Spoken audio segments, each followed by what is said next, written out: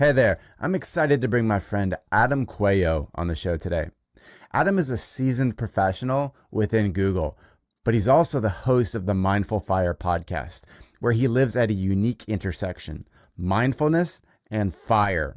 Fire being the financial independence, retire early movement. Here's what you're going to get from our conversation. Number one is how to edit the storylines in our heads to change our reality. Number two, where people go wrong in the FIRE movement. And number three, how to make your job optional way faster than everyone else out there. Adam's journey is a fascinating one. It's got this blend of spirituality and very big practicality as far as what he's doing and helping people. It's a unique blend, and I really want to bring this message and this philosophy out to more people. And I know it's going to leave an imprint on you while giving you actionable takeaways. Let's dive in. Growing up, society taught you to follow the script by choosing a career path and climbing the ladder. But for many people, this promise falls flat. Work suffocates them, and life becomes painful. Here, you're trapped in what I call the corporate cage. Fortunately, there's a way out. You can take control of your corporate job and unlock a life of freedom. I call this living uncaged. Hi, this is your host, Matt Doan. I'm a coach, creator, and entrepreneur. Uncaging people is my mission because it's been my exact life journey. This show provides you the stories, principles, and tactics to make it happen. Welcome to Uncage Yourself.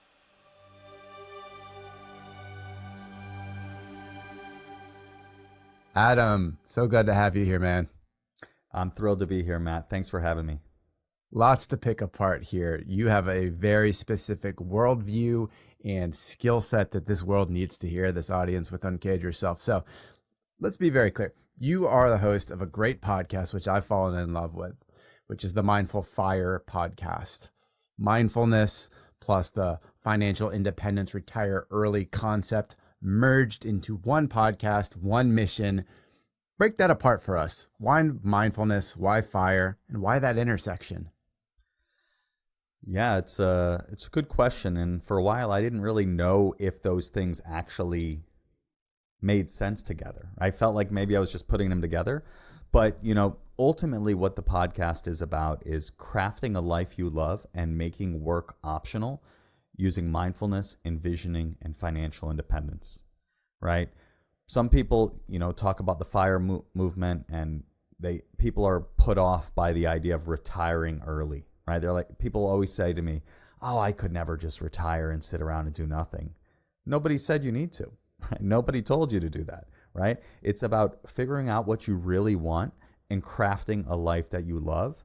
And then financial independence makes it so that work can become optional. You can continue working if you love what you do. You can take a lower paying job that is more aligned with your values and purpose, or you can embark on an entrepreneurial career, which is what I want to do.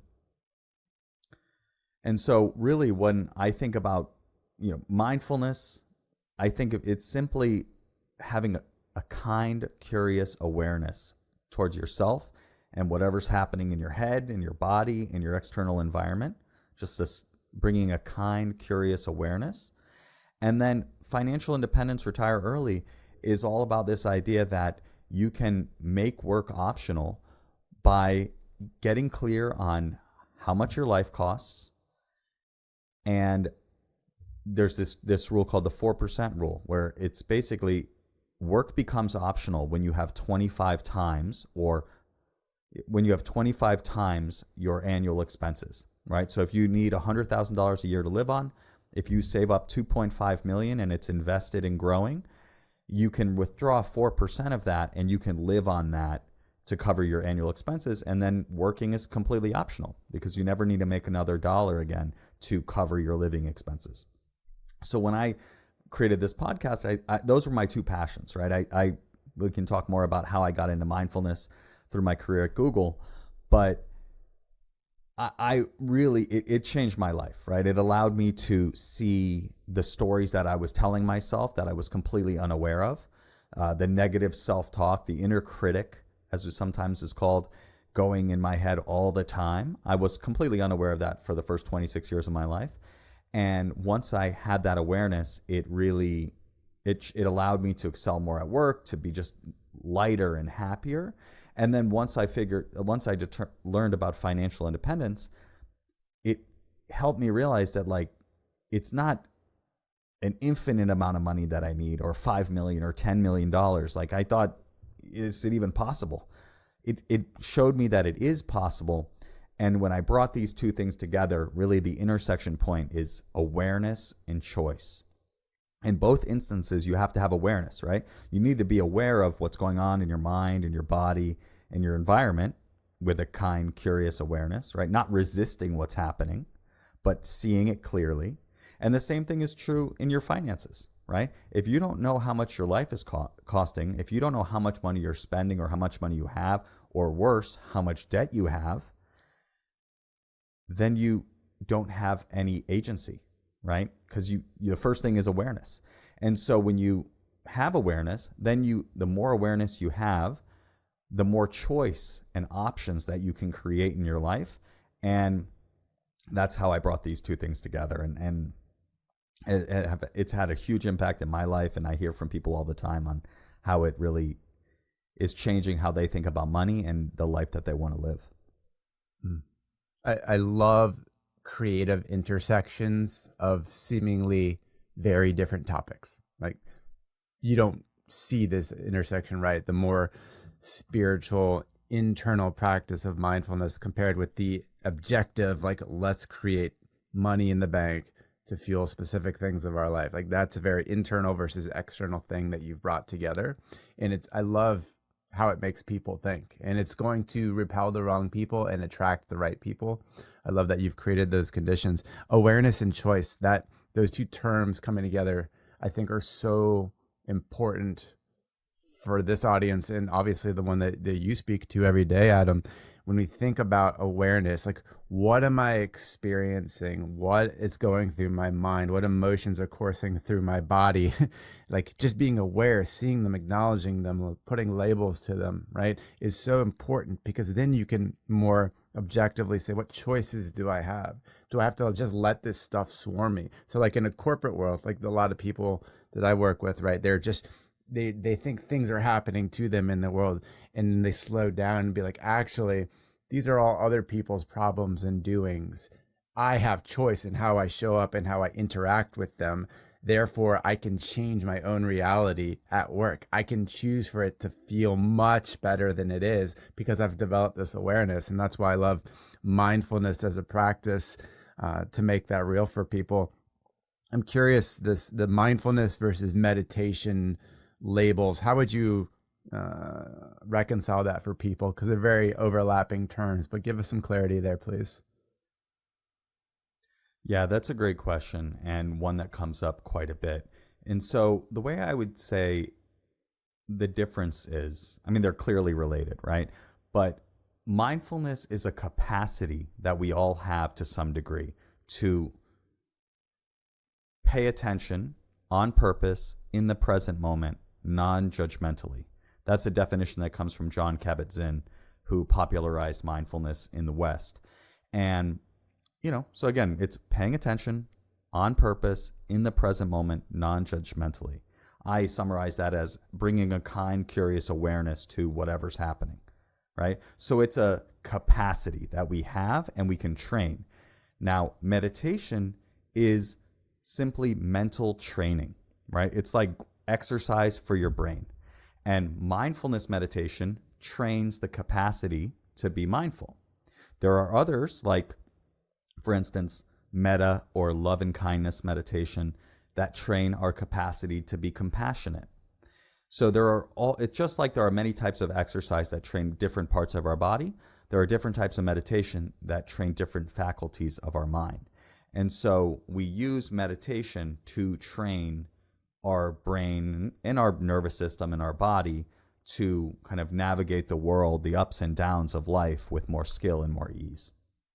So Adam, if we could, I'd love if you could bring together your love of what you just described there with mindfulness and fire, but give us some context with your life journey, maybe a little bit on your upbringing, and particularly your time at Google. It's been over a dozen years at this point. Kind of zoom in on that and what your experience has been there, please.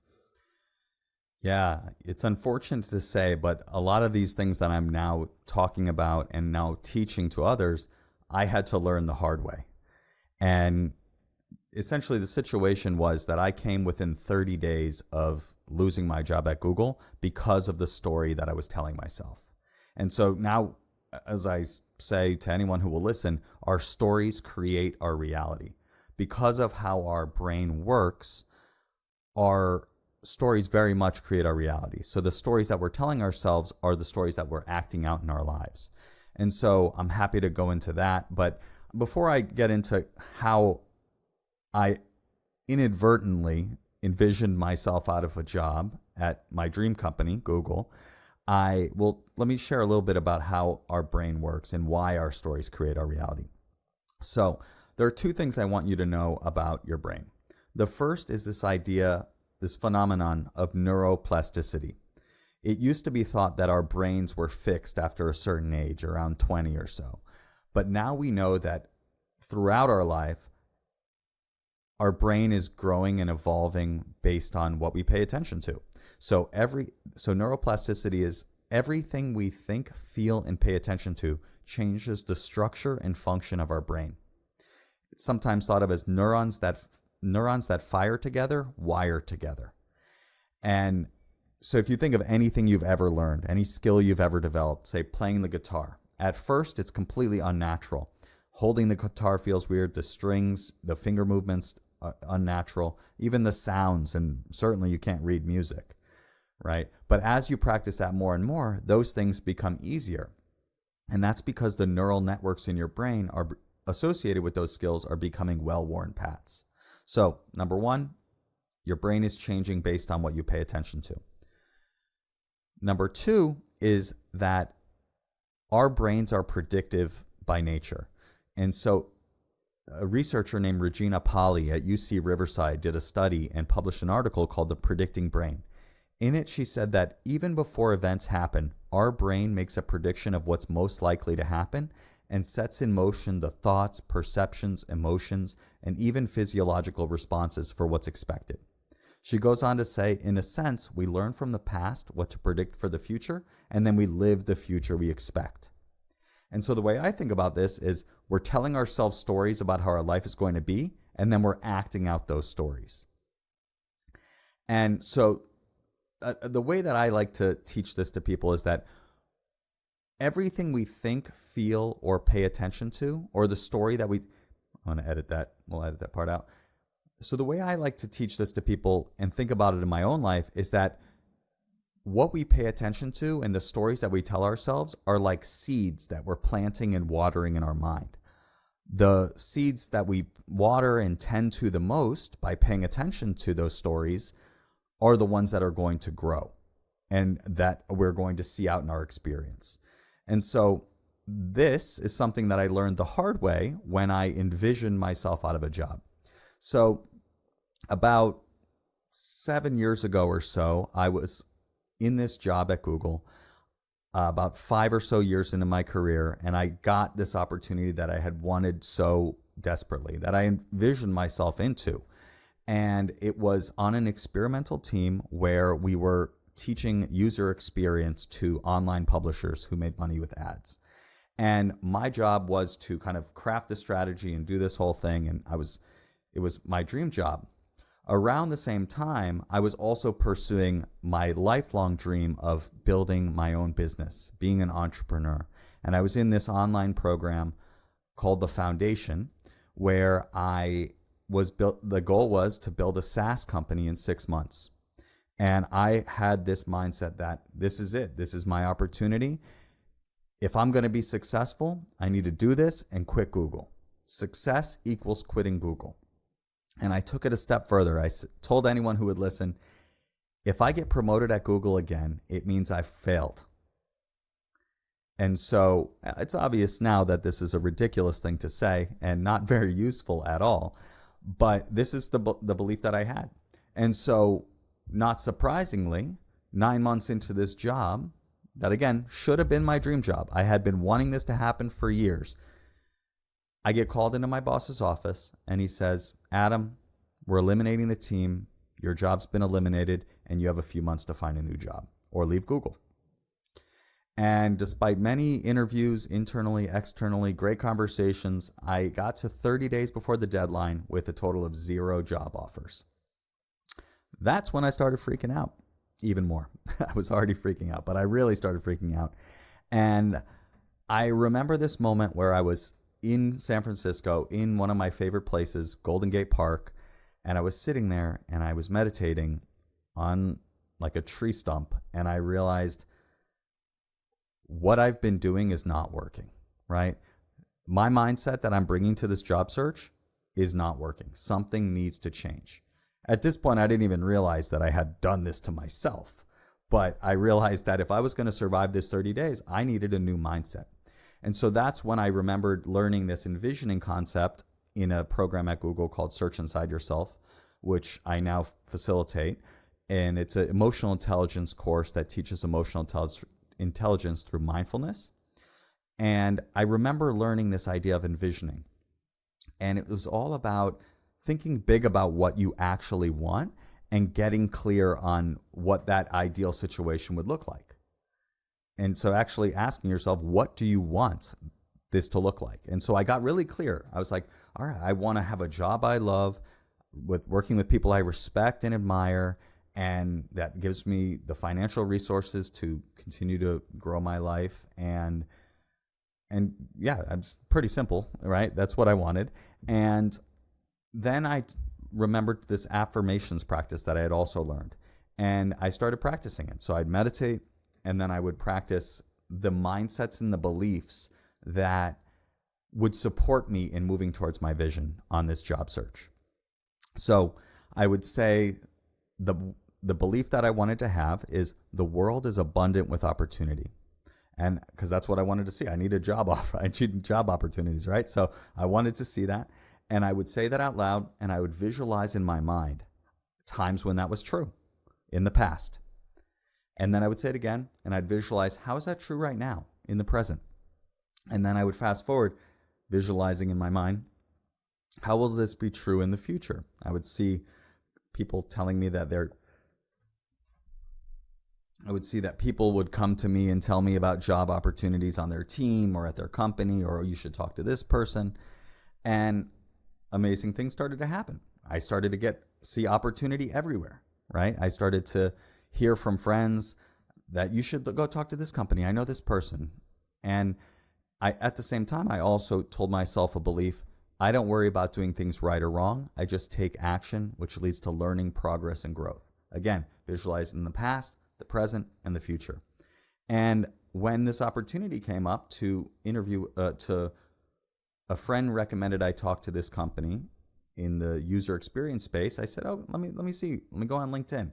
I saw that I was connected with the CEO through the CEO of a publisher I had worked with in my first job. And I was like, well, I don't worry about doing things right or wrong. Let me just ask for an introduction. So I ask him, he introduces me to the CEO. Now I'm meeting one-on-one with the CEO. He introduced me to the COO. And next thing you know, they're recommending to the hiring manager that they interview and hire me. And long story short, I ended this 30 days with not one, but 2 job offers, one internal at Google, one external at Google. And I chose to stay at Google. And my career has blossomed since then. And I've really used this envisioning, looking back a little bit after that situation, I realized, wow, like envisioning not only got me into this mess, which is a big lesson, but it also got me out of this mess. And I kind of realized the power that our minds have to create the future we want. And I've just kept doing that since. I mean, I've gotten promoted twice since then using envisioning. I became a facilitator for this program, Search Inside Yourself. I've just developed my own programs, which I've taught inside at Google and outside as well. and the podcast. All these things are a result of this rock bottom moment and just realizing how powerful our minds really are. Such an amazing story there. Just when I think about using the word envisioning, you said it both created the downfall and it created your rise back to a better state. And I just want to bring this home with you, which is some people will think about envisioning, visualization, whatever term you want to use here, as being too woo-woo, not tangible enough. And a lot of people that might listen to this are very like logical. They want to see the analytical, the evidence, the proof, right? The scientific reasoning with all of this. But if you really think it through, right, your mind is telling you a story. Your mind, when you implant these thoughts, going back to like cognitive behavioral therapy, CBT, the cycle is thoughts, feelings, actions, thoughts, feelings, actions. So you're envisioning new thoughts of you having a job like this, a situation like that. You're going to feel good, inspired, and you'll be in a state then to take the right actions, like reaching out to that first degree CEO that connected you to that other first degree CEO. But if you told yourself a terrible story, like stuff's not working out for me, like I'll never get where I want to be, you would not be in any state to take any such action, and you'd be in a much worse place. Am I reading that correctly? You would get exactly what you asked for, right? And that's what happened, right? Like I told myself, success equals quitting Google. And guess what I got? My job was eliminated, right? They did it for me, right? And so when I turned this around and I started putting this, I guess I should say, we are envisioning, we are telling ourselves stories all the time, whether we're aware of it or not. Mindfulness allows you to become aware of it, and envisioning allows you to choose a new story that you can then practice by planting seeds in your mind, which primes your mind to see what you're planting, right? I think I heard in the book, I'm reading a lot of Dan Sullivan and Ben Hardy books right now, and like 10x is easier than 2x, and also The Gap and the Gain. In both of these books, they said, your eyes can only see and your ears can only hear what your brain is ready to see, something like that. So that's exactly what we're talking about right here. It's like, it's not magic that these opportunities started coming my way, right? It's me priming my mind, making it ready to see things out in the environment, right? I always use the example of, say you get a new car, right? When I got a Subaru Forester, suddenly there were Subaru Foresters everywhere, right? When my wife was pregnant, suddenly there were pregnant women everywhere, right? It's not like there are just suddenly more Subaru Foresters and pregnant women. I'm just more ready to see that. And so that's what envisioning allows us to do, is it allows us to prime our mind to be ready to see what we want. Hey, Matt here with a quick message. If you've got an impressive job on paper, but it's making you miserable, listen up. I want to teach you to leverage your corporate career for entrepreneurial freedom. Create a new life chapter by rapidly improving your income, time, and happiness, all in service of a life that'll make your future self and your family proud. So head on over to uncagedworkshop.com. There you'll find a short video training on exactly how to do this. You won't be sorry. That's uncagedworkshop.com. All right, back to the show. Yeah, that's super powerful. One related thing, you talked about abundance. I want to make this more real for people too. I know where you're going with this, and I've been thinking about abundance for a long time, but when people hear that, you see like the nice Instagram post of life is abundant, think in abundance versus scarcity, right? How can someone who's a doubter in an abundant world actually go from a mode of scarcity where stuff is hard, money's hard to come by, jobs are hard to come by, to a state of there's more money, there's more jobs, there's more opportunity than I could ever hope for? How do you close that gap from going from scarcity to abundance in a tactical way? Yeah. And it, gets back to your question around, sometimes it seems very woo-woo, right? Like that's why I don't talk about manifesting, right? Like, I have no problem. However people want to talk about this, prayer, manifesting, whatever it is, it's all effectively doing the same thing because you are planting those seeds in your mind. That's why I start with the neuroscience, right? And so getting back to your question about abundance, I personally am working on this all the time, right? I tend to, unfortunately, look at things from a scarcity mindset, right? Like, save as much money as I can. Don't spend money on anything. Like, it's a real struggle for me to invest in myself. And it's something that I'm working on. And the way that I work on it is that affirmations practice I was mentioning before was super powerful for me to start to see more abundance because of priming my mind. And the way I think about that practice is that I am providing evidence to my brain, to my conscious brain and my subconscious brain, that this is already true, right? I'm showing it evidence in the past of how it was actually true. I'm not making that up, right? I'm sure no matter what it is, we've all had experiences where things were abundant, right? Where you found $20 on the floor, right? Like, that's a perfect example you can use. And then how is it true in the present? Also, again, evidence of it right now. And then fast forwarding, planting seeds of how you will see it in the future. Those things haven't happened yet, but because you have this evidence, and also your brain doesn't really know if it's true or not, right? If you're putting the spotlight of your attention on something, it's as real in your mind as it could ever be. So that's the way I think about it. It's just really planting those seeds of abundance, right? You don't have to, make a vision board and put a yacht on there, and because it's not all about money, right? You and I have talked about this before. It's not just money. It's freedom of relationship. It's freedom of purpose, right? All of these things are ways that abundance shows up in our lives. And so you can really decide how you want to take that and just give your brain that evidence. Yeah. It makes me think a lot of the people that I come in contact with. So say they're trapped in corporate hell and they want something different, and something like entrepreneurship looks appealing to them. What's the first thing they want to talk about? How to build a business. Like, what are the mechanics? Like, I need delivery, I need marketing, I need operations. Like, hold your horses. Like, we can talk about that. Mm-hmm. But when I invite them in, the real work we always start with has to be on that inner side, understanding, doing the envisioning, having contrast between what I no longer want, and getting hyper clear and excited about what I do want instead. In my mind, like, until you make that commitment psychologically, say, like, this is the life I want, here's what excites me, here's what's pulling me forward through envisioning, no progress happens until your mental state wants that deeply, it sees it, and is programmed to choose it every single day.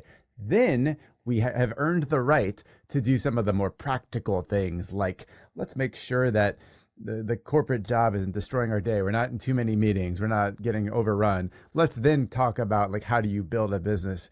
You have to be able to get your inner state committed to that vision before any of that will work. Like, it just makes sense. Like, you have to know where you're going in a sense, and at least directionally, for that stuff to stick. Absolutely. I mean, that's why, the first question that I ask people when I work with them is, what do you truly want? And my podcast is all about financial independence, retire early, right? And honestly, I don't love the retire early part, so I like to rebrand it as financial independence, reprioritize early, right? But one of the first questions I ask people is, like, what do you actually want? Because so many people in this FIRE movement are just racing towards their financial independence number. They're racing towards their financial independence number. Again, 25 times their annual expenses. Super helpful, makes it feel more attainable.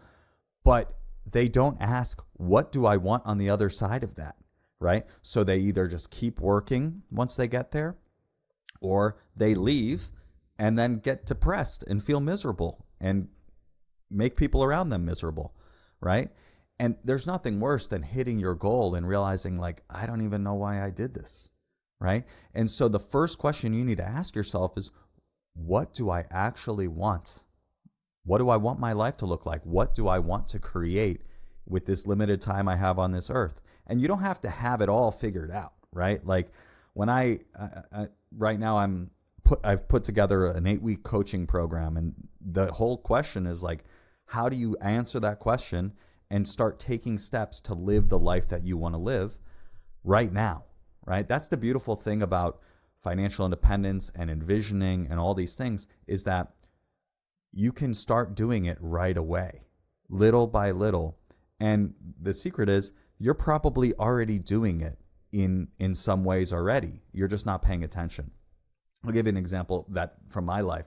I call this the if only mindset. And even knowing this, I still do this. If only I could retire early, then I could be happy. If only I could be an entrepreneur. If only I could teach mindfulness and get paid for it, then I'll be happy, right? And I'm sure anyone listening to this has their own if onlys. But the antidote to that is, how is this already true in my life right now? The more that I realize, like, it's just a slight shift in attention, in awareness. Okay, what did I say? If only I could be financially independent. Well, I've been saving money for a long time. I have a good deal of financial independence. I may not be at my number, but I certainly have more options than I did before. More awareness, more choice. I am an entrepreneur. I teach mindfulness and get paid for it at Google, right? It's not my full-time job, but I get paid a lot more than I would be getting paid if I was a full-time mindfulness teacher. So I have that too, right? It's just over and over again. All these things I say I need to be happy, I actually already have. And so that, when I can start shifting into that gratitude, I then attract more of those things to me. And when I say attract, I don't mean like through mystical means. I mean like my brain is ready to see it because I'm planting and reinforcing the seeds, or planting and watering the seeds that I already have, that thing I say I want. Totally get where you're going. And that question of what do I want at the surface level feels so simple. It's so consequential, but it's actually really hard to get to that state. There's a French philosopher, René Girard, who came up with the theory of mimetic desire, which basically says the people you hang around, you're going to want what they want. Mm-hmm. You're just absorbing their wants. So if you hang around a bunch of hard-charging corporate executives that just want the C-suite, you're going to want that, and you're going to take corresponding action. If you're around people that are just thriving at home and want to be amazing parents and focus there, maybe you want more children. Maybe you want to prioritize that.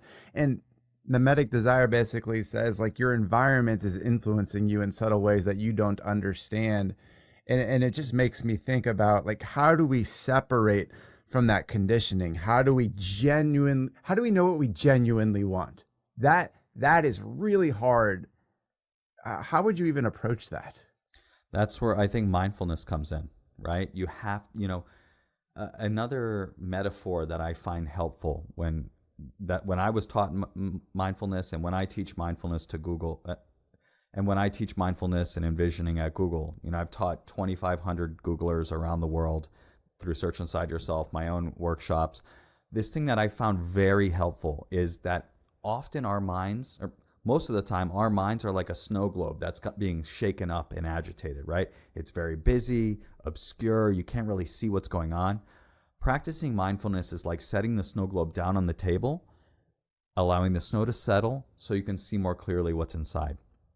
And I really believe that you need to get quiet. You need to allow your mind to settle, right? You're not able to turn off the thoughts, right? That's not possible, but you can create some space by getting quiet, sitting, focusing on your breath, and then you're going to start to see the things that come up to the surface again and again and again, and you're going to learn how to relate with them in a different way. I think that I didn't mention this earlier, but one of the there are kind of two parts to mindfulness. There's the awareness piece, and then there's the kind, curious attention, the kind, curious attitude, right? There's a level of self-compassion that's inherent in this practice that I think most people miss and that I missed for years, right? I was so focused on just training my attention on the breath, come back, come back, come back. But the more I can just be like, there's that story again. There's that belief. There's that desire. There's that thing I want, right? And the more that you allow yourself to be quiet, allow the snow to settle so you can see more clearly what's going on inside, you just start to get hints at that. And then I would add also another mindfulness practice, which I know you're a big fan of, journaling, right? Just brain dumping what's in your head onto paper. It makes you feel lighter. Two, it also makes it more tangible and easier to work with, right? If you ever try to like figure something out just in your head, it's like grasping at clouds. It's very hard to do. But when you get it out of your head onto paper, you can then start to work with it. And I think bringing kind, curious awareness to all of those things is going to help you get clear on what you want. It really comes down to those repeated practices, habits, rituals, routines, whatever you want to term it.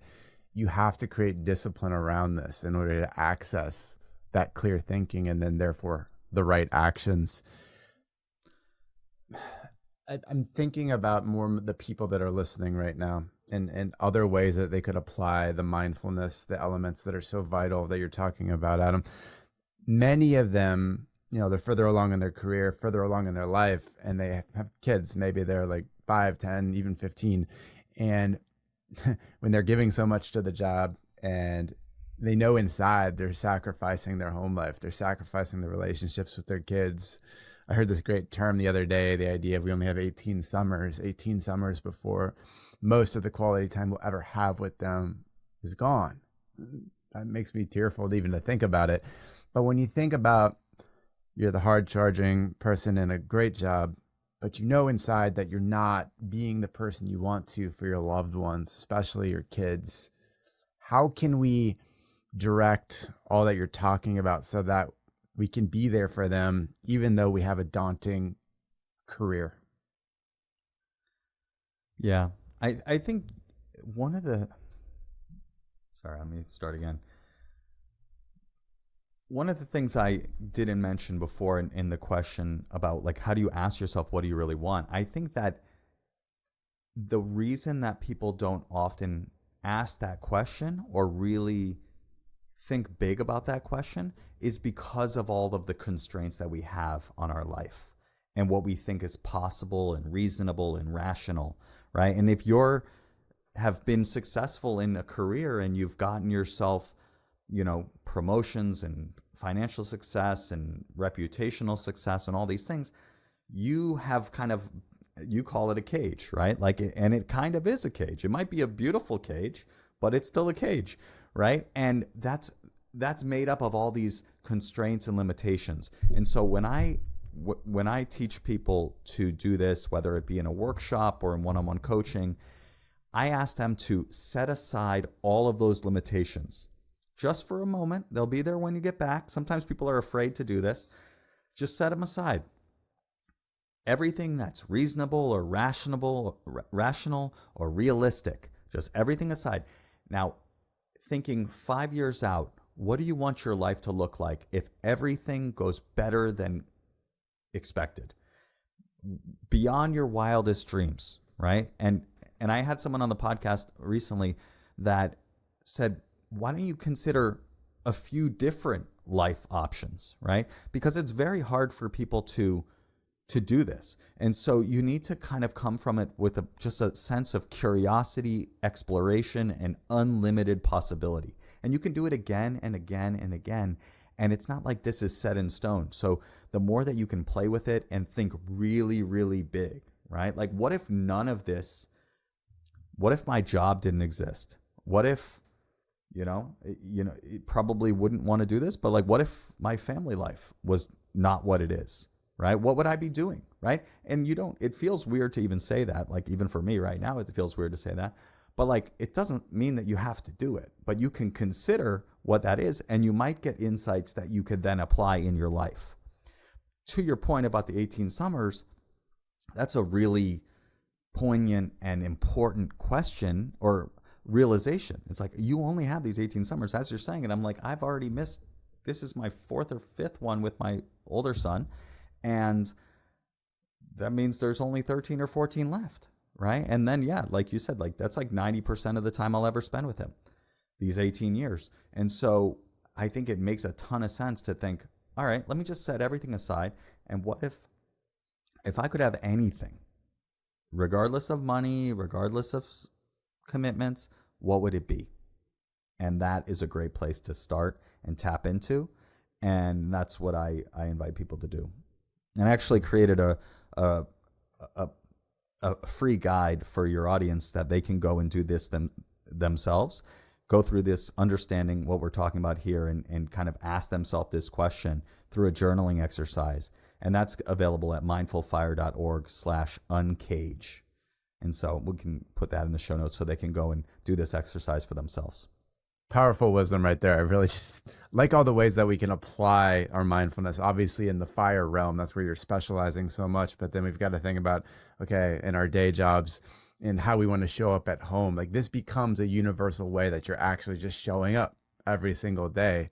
I love these mindsets and just bringing this to reality here. Adam, if we could, I'd love to pivot and do some rapid fire with you. Sound good? Sounds great. Let's do it. Let's do it. Adam, what's the best piece of advice you've ever received? Oh man, that's a big question.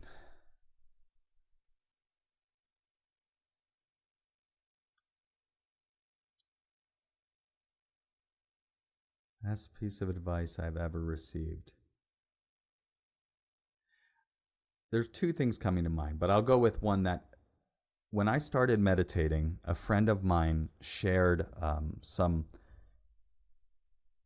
Abraham Hicks meditations. And that's like from the Law of Attraction, a little bit more woo-woo, but that's what he gave me. And I started doing it. And there was this one meditation that ended with feel appreciation for what is and eagerness for what is coming. And that, I think, is really how I try to live, right? Appreciating what I have and what how far I've come, the gain, so to speak, as counterintuitive as it is sometimes for me, appreciating all that is, and then having that vision for the future, right? Because I'm very futuristic, and that skills finder thing, like futuristic and vision are like my number one skill. And so it comes very naturally to me. So feeling eagerness for that future and kind of starting to live into it has been very powerful for me. And then the other one, hilariously enough, for how much I've talked on this podcast, is less is more.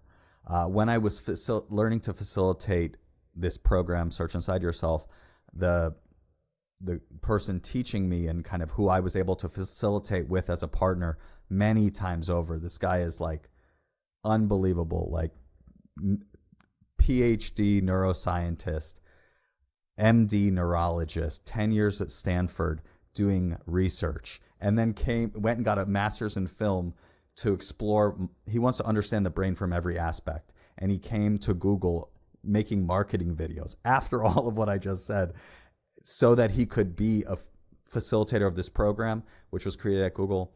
And so he ended up leading the program. And he taught me less is more.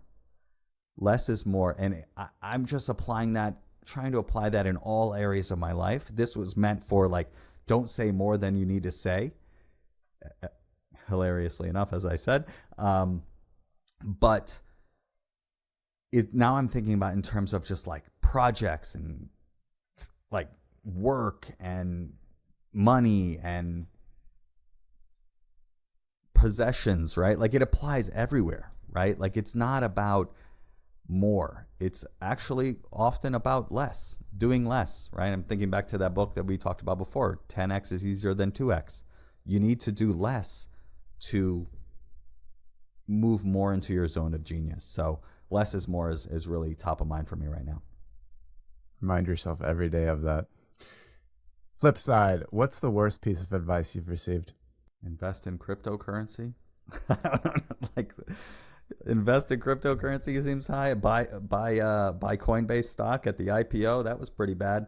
Yeah, I guess I'd say kind of in this realm, it's like invest in individual stocks, right? I remember when I was first learning about investing, like very young, like my dad, was teaching me what he knew, right? Like, oh, you look at these things for stocks and, these companies, and you can buy these individual stocks and, they can go up. And that turned out to be not such great advice. I mean, it can work, but I don't have the appetite to do that. And so right now I'm all about index funds, right? It is a book I love, The Simple Path to Wealth. I've probably recommended it 400 times on my podcast. And it's essentially just like figure out how much your life costs, save as much money as you can, invest in a very simple portfolio, stocks, bonds, index funds of stocks and bonds and international stocks. That's it. And this is not financial advice. This is what I do for myself. But when you don't have to worry about picking the winners and the losers, the whole thing's a lot more smooth and less stressful. So. And you know that about yourself. There is no innate desire to become like a day trader, stock picker type person because it would drain you. Exactly. So you find the most intelligent way to outsource it while you are doing things that you're good at or interested by, energized by. Makes all the sense in the world. Adam, last one here. What advice would you give to yourself if you were starting your career right now? I would say meditate. Create some space in your day to get quiet, to train your attention through meditation, right? It will allow you to develop mindfulness. It'll allow you to develop self-awareness. And I think that the more self-awareness that you have as a person, the more everything unlocks for you. Because you know yourself deeply, you know what's important to you, you know what you will tolerate, what you won't tolerate, which is, I know, something that you talk about a lot. But if you don't get to know yourself, you're just going to be pulled in a million different directions by external events, by your internal emotions and stories. And everything changed for me when I started to meditate. And it doesn't have to be complicated, right? It doesn't have to be complicated or long. It can be 2 minutes of meditation, 5 minutes of meditation, where you just sit, focus on your breath. When your mind wanders, which it will, bring your attention back to the breath over and over again, practicing a kind, curious awareness towards yourself and whatever's arising. And I have a ton of free guided meditations on the Mindful Fire podcast people can check out. But ultimately, I think that is like a unlock, that the self-awareness piece, right? Develop self-awareness. And the best way that I know that is mindfulness and meditation. Yeah. It's like where everyone else and everything else in the world is speeding up at insane rates. The best thing you can do is slow down at insane rates and use that supercomputer that's in your head, tap into that intelligence that you have to do intentionally. It's not going to come when you are bouncing between meetings and answering a bunch of pings and dings on your phone. Like, you have to be so intentional to say no to almost all of that to access that superpower you're describing. Yep. Do meditation, mindfulness. Yeah. And it can start with 5 minutes. It really can. It's not like you have to do it for 20 minutes or an hour or whatever, or go on a retreat, right? It's 5 minutes. It's 3 minutes. And once you start to do that, it's taking one mindful breath before you dial into a meeting, or get up from your desk, or walk from your car to the building, right? The more you do it, as they call, on the cushion, so to speak, like in a formal practice with a guided or just sitting and focusing on your breath, the more you do it on the cushion, the more you're able to remember to tap into it out in the world. And these micro moments of practice really, really matter and improve how you show up for yourself and others in your life. Yeah. 100%. Couple last things for you, Adam. What does uncaged mean to you? It means free, right? Free to live life on your terms, to be the person you want to be, to show up for yourself and your family and your friends and everyone you interact with the way that you want to, and to craft the life that you love. Beautiful. What a target. And Adam, where can people connect with you online? Yeah, so I think the best place, if you want to really get clear on the answer to what do I truly want and just start living your best life right now, I invite you to check out that free resource I put together for you at mindfulfire.org/uncage. Beautiful. And we'll make sure to have it in the notes. Yeah, and you can, there you'll be able to join my email list, and you'll get the new episodes as they come out. You can certainly check the, subscribe wherever you're listening to this on the Mindful Fire podcast. And I'm also on LinkedIn. I'm not as proficient as you, prolific as you are, but I aspire to share more there as well. But I'd love to hear from people. They can connect and DM me, and I'd love that. Definitely follow Adam. Huge resource. Thank you for all the time today. Appreciate your mission, man. It's such a beautiful compliment to what we're doing. Just glad to have a great relationship with you. Thank you. Me too, man. Thank you so much for having me. I look forward to getting to know you more over time. I think we're very aligned on all that we're working on. So I look forward to it. Thanks for having me. We got some lives to save, man. You bet. That's right. Hey, Matt here. Thanks for listening to Uncage Yourself. For show notes and more content like this, head over to uncageyourself.fm. And if you liked what you heard, I'd appreciate you leaving a review on Apple Podcasts or Spotify. Until next time, be well, my friend.